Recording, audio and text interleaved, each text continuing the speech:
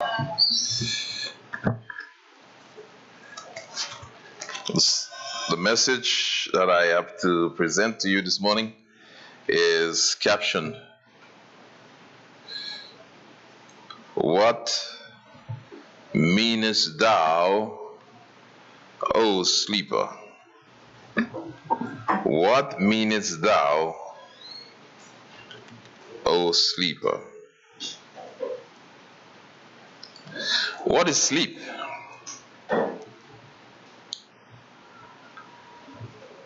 Do you know what is sleep? Can you define sleep?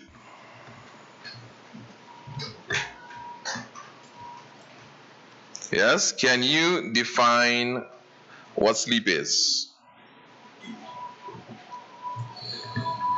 Sleep is a reoccurring state of mind and body, characterized by altered consciousness, relatively inhibiting sensory activity, reduce muscle activity, and inhibit almost nearly every muscle during REM sleep.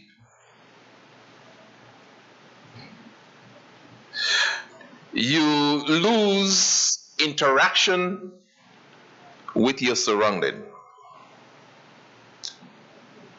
but the brain is still at work.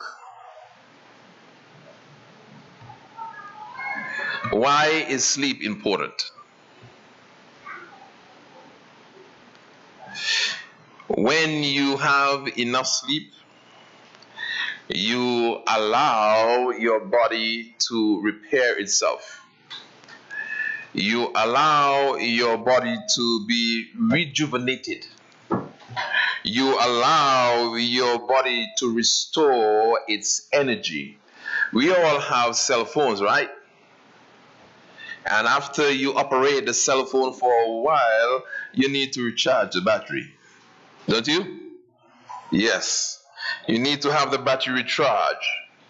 And so, rest in sleep, rest in the Sabbath is an opportunity for you and I to be rejuvenated, to restore the energy that has been depleted.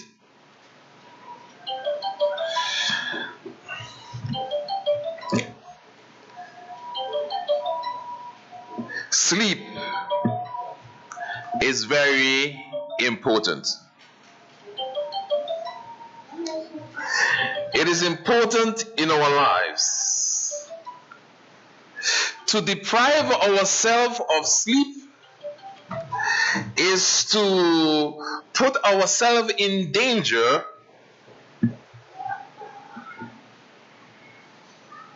of having health problems, health issues, which include obesity and diabetes.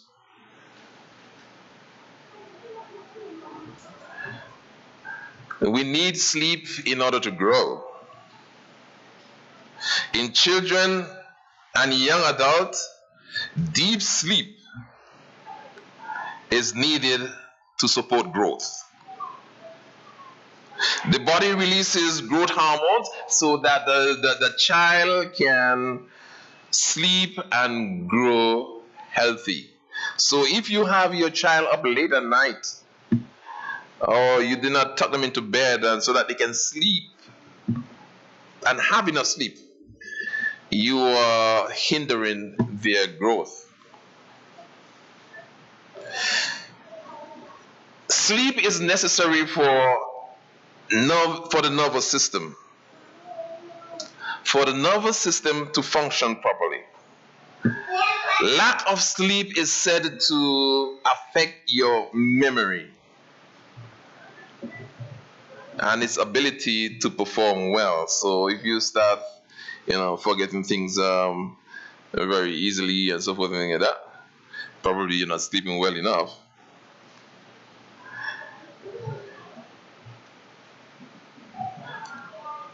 I saw on the news once of a guy. He was a gamer, and he went many days without sleeping,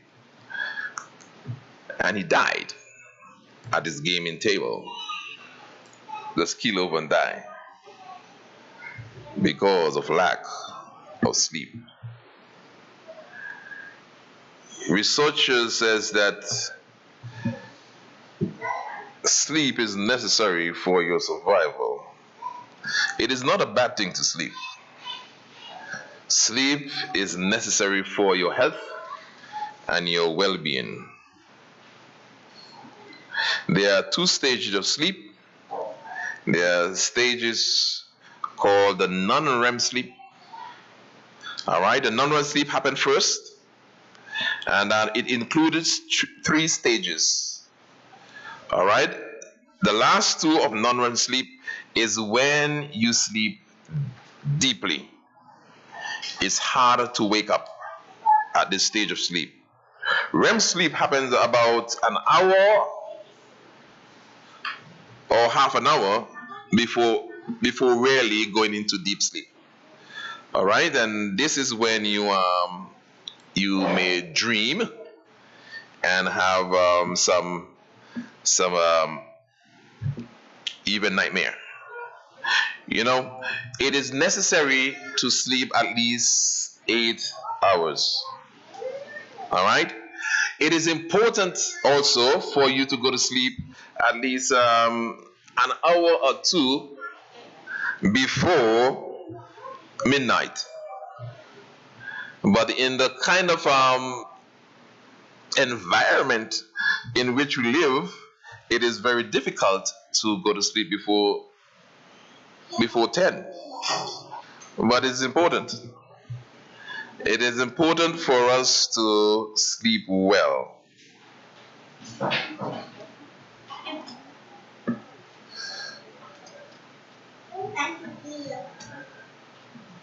How much sleep do you have? Do you get at night? Do you get enough sleep? It is said that people who there are many accidents, let me put it that way, that are caused because people drive.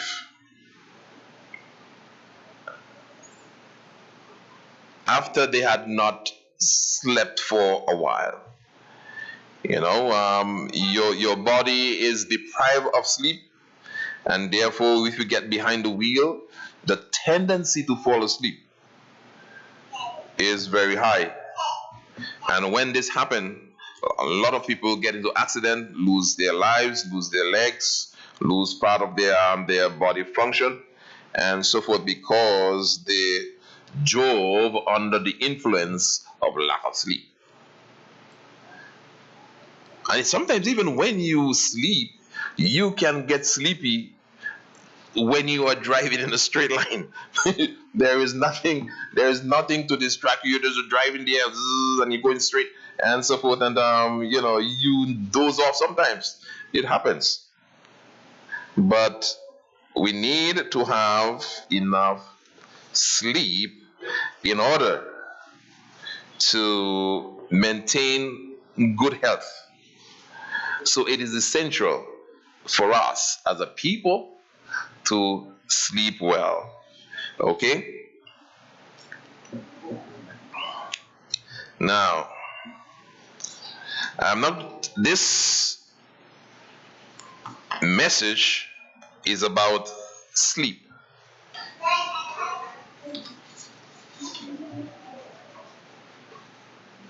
It is good to sleep, but it is bad to sleep at the wrong time.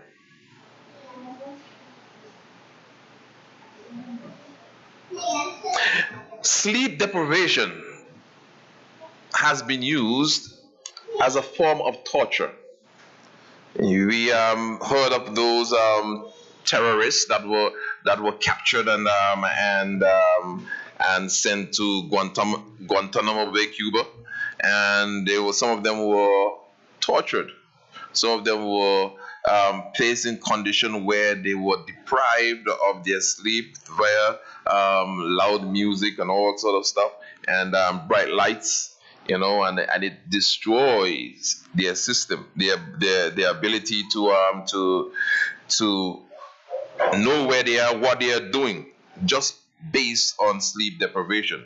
So they were deprived of sleep. And lack of sleep can be used as a means of torture. So you see how sleep is important. So when the person is falling asleep, they do something so that they can wake up again. So we must have enough sleep. In America, it is said that there are at least 100,000 accidents as a result of people falling asleep behind the wheels, and at least 1,500 deaths per year due to people getting into accidents as a result of dozing away behind the wheel. In Mark chapter 4, verse 34 to 40. Mark chapter 4, verse 34 to 40.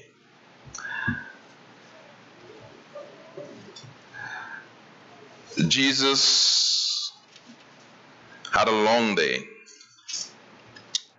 He was tired. He asked his disciples, he taught for the entire day. He was tired, he was exhausted, and he went into the boat and he found a comfortable place and he lay down and fell asleep. And while they were crossing the lake from one side to the other side, a storm arose.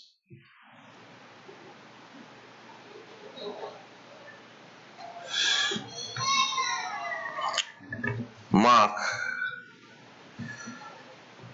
4:34 to 40.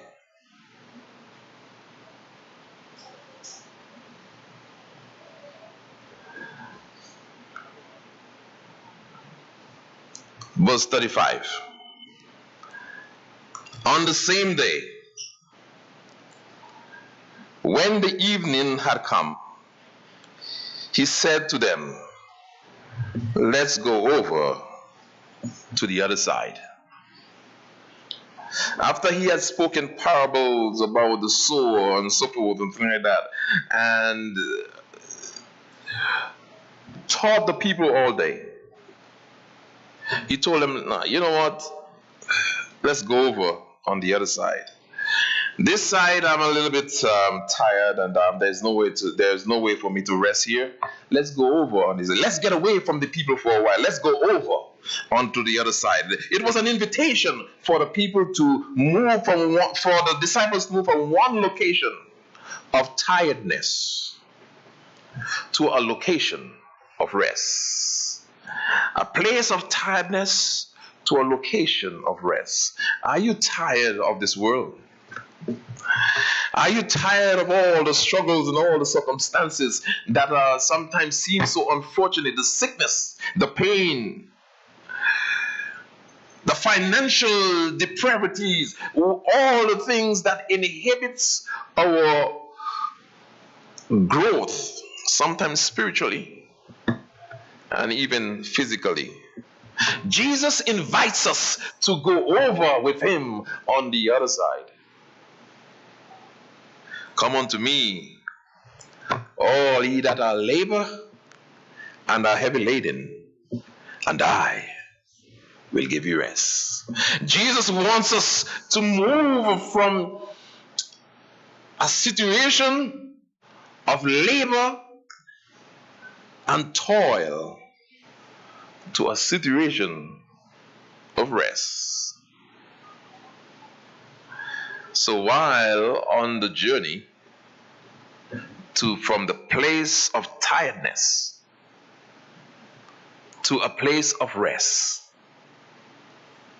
there was a storm. The wind began to blow and the waves began to become higher and tempestuous. And the seasoned sailors, they began to panic.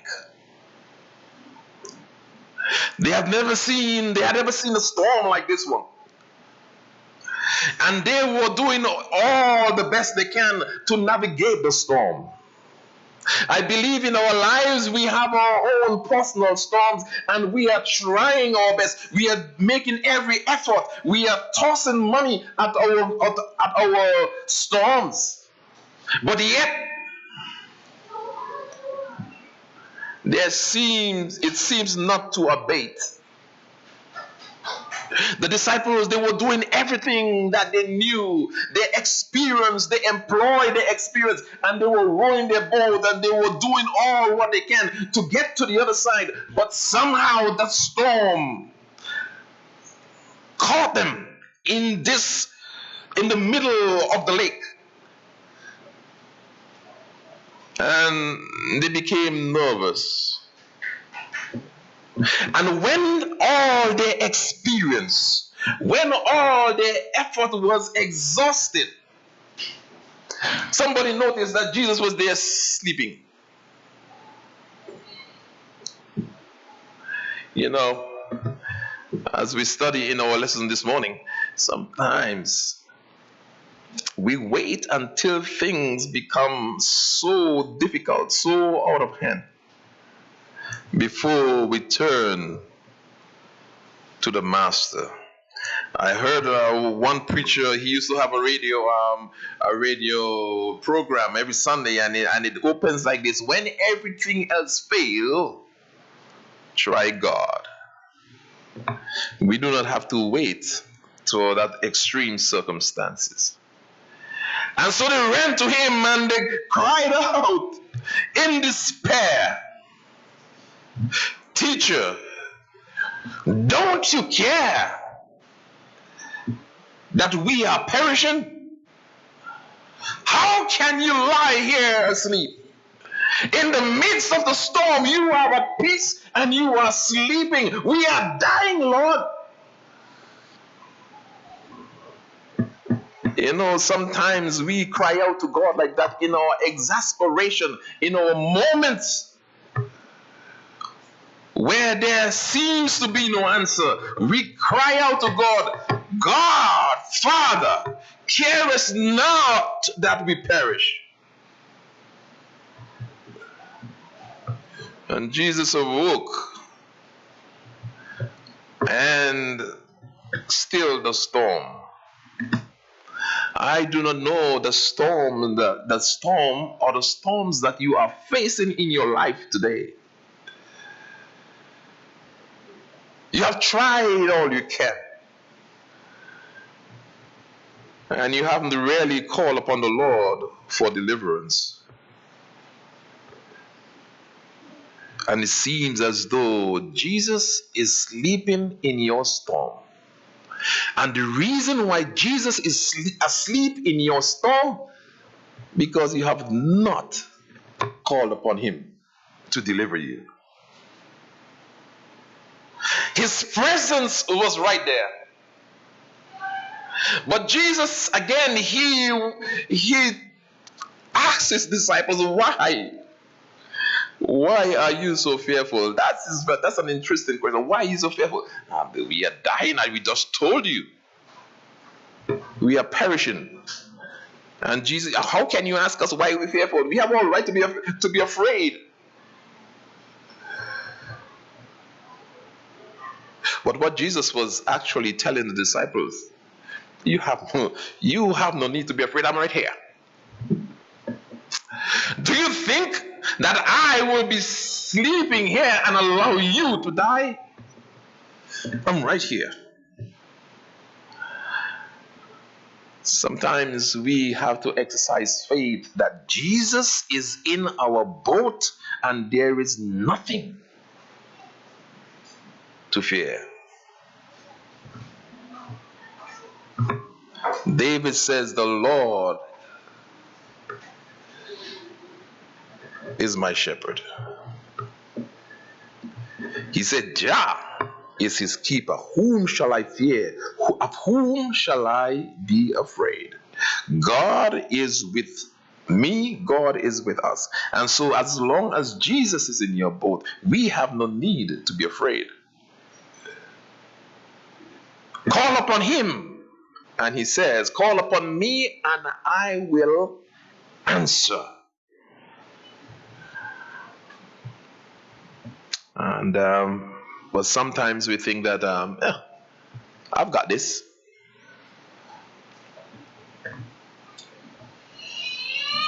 Jonah chapter 1. Can someone find Jonah chapter 1 and read verse 1 to 6? Jonah chapter 1 and read verses 1 to 6. Someone help me with that one? Jonah 1, 1 to 6. Yes?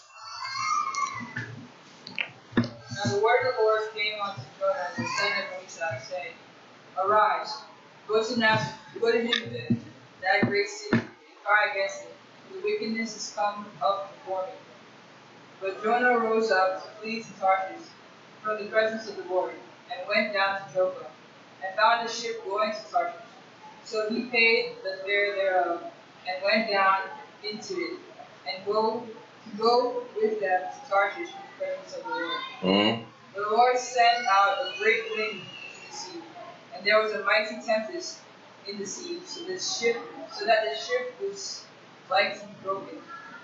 Then the mariners were afraid and cried, every man unto his God, and cast forth the wares that were in the ship into the sea, to lighten it of them. But Jonah was gone down into the side of the ship, and he lay and was fast asleep. So the shipmaster came to him and said unto him, Why meanest thou, sleeper? Arise, call upon thy God, if so be that God will think upon us, that we perish now. So the shipmaster was had other things to do.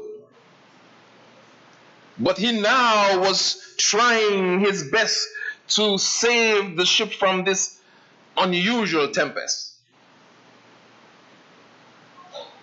And while they were getting rid of cargo, while they were getting rid of all the waste and the luggages that are on the ship, they found Jonah asleep. And he asked him, What meanest thou, O sleeper? How can you be sleeping when we are here doing our best to stay afloat? How can you be sleeping when the ship seems to be going to tear apart? How dare you sleep?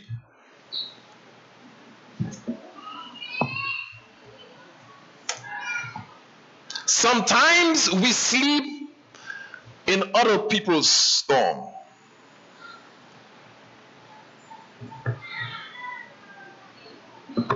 We are in the ship together. We are in the ship of life together. We all struggle together. We all try to survive together. But sometimes we sleep in someone else's storm. We don't care.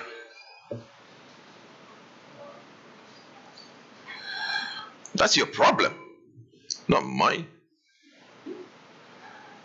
We don't care. We sleep in our sister's storm. We sleep in our brother's storm. But we are in the struggle together. We would all die. We will all die if we do not survive. And so together we should try to navigate and do our best so that this ship can survive the storms. But oftentimes we think that it's not my problem, that's the pastor's problem. It's not my problem, it's someone else's problem.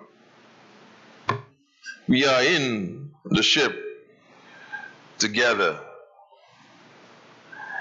And if we do not survive the storm, we die together.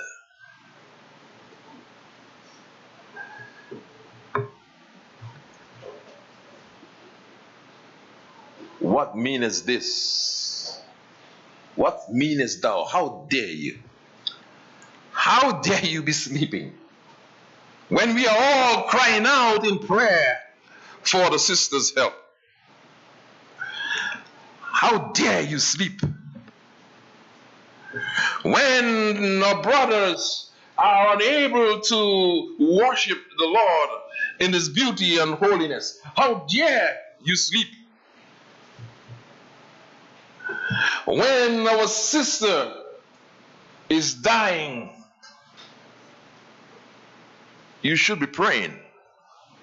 You should be praying. You should be calling upon your God. Rise up, call upon your God, and maybe your God will help us. Sometimes we sleep in other storm. We sleep in our brother's storm. We sleep in our sister's storm because we think that it is not our concern. But we are in the same ship. We are in the same boat together. And it is our duty to help in whatever way we can.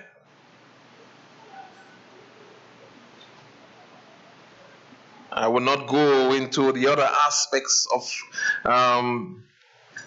Jonah's story.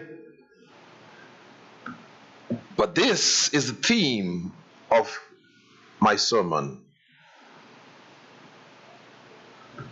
What meanest thou, O sleeper?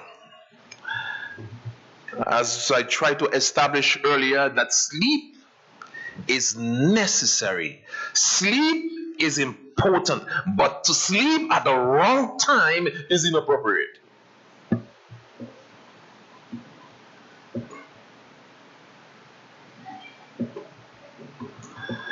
We have the story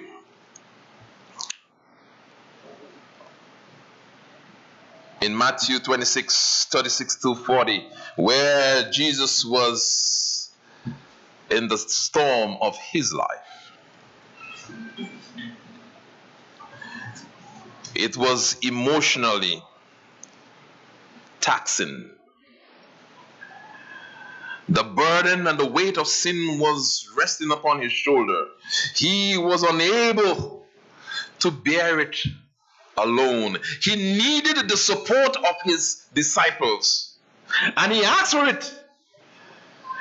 Pray with me. Pray for me. It will help me to get through these difficult circumstances. Pray. And he left and he went a little further. And when he returned and hoping that his disciples were praying, they were asleep. The disciples were sleeping in Jesus' moment of crisis. And Jesus lamented to his disciples, can't you just sleep? Can't you just pray with me for 1 hour? Just 1 hour. Can't you?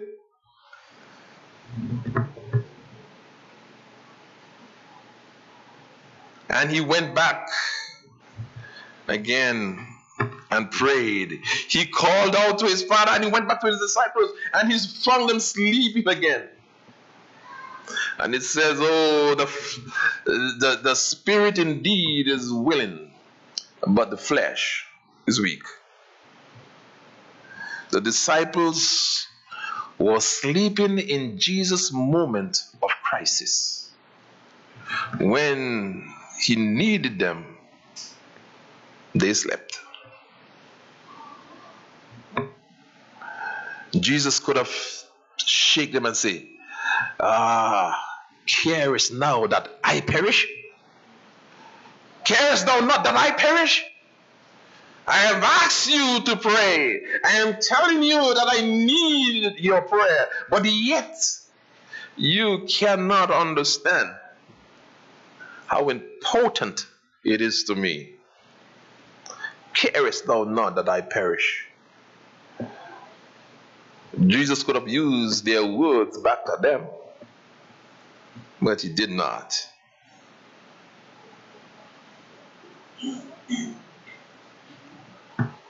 Then we have the story in Matthew 25. Matthew 25, 1 to 30. And this story is about the 10 virgins. They were asleep. All of them were asleep. But when the cry, behold, the bridegroom cometh, the wise virgins got up and they trimmed their lamps. They trimmed their lamps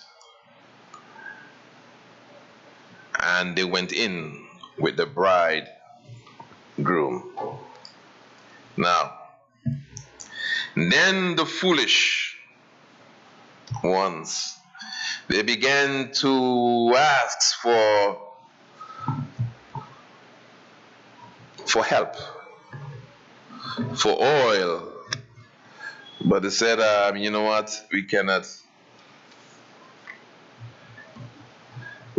give you any.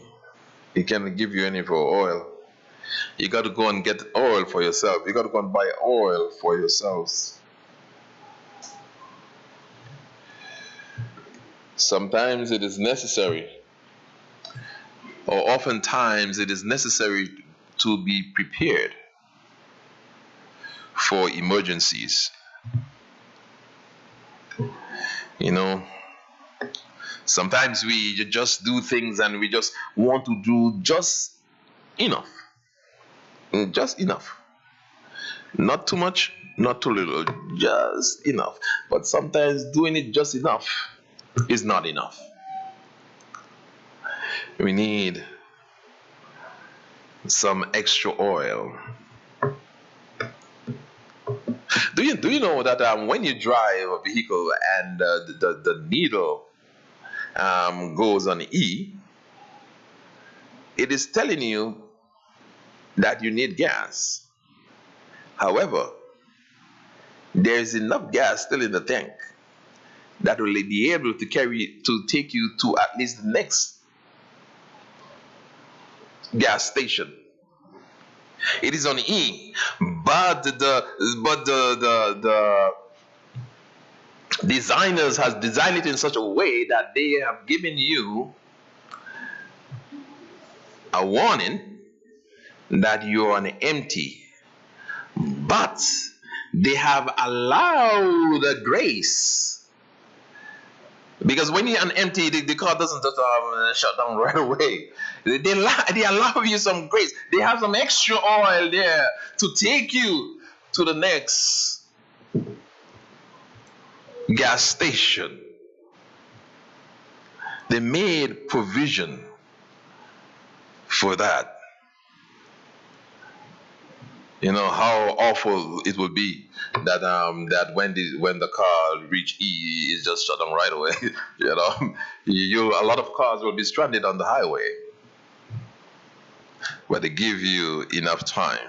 You know, sometimes in our lives we need to have some extra gas in the tank, so that when the needle indicate E, you should take note, you should take stock that, it is time to fill up again. We must trim our candles. We must light our candles and carry the candle so that all the world would see it. The rich, the poor, the destitute, the forsaken, and the feeble, that they can know that God is love. For God so loved the world. We must be able. There is a song. So there's a song that says, "So trim your lamps, my brothers there. Trim your lamps with godly fear. The Master calling, join me." The song is "Let every lamp be burning bright." That's the song. I don't know if it's in this hymnal. Yes, let every lamp be burning. 595. And I see that we struggled with carry your candle, so I'm going to go with the safer option. Let every lamp be burning bright. The darkest hours nearing. 595.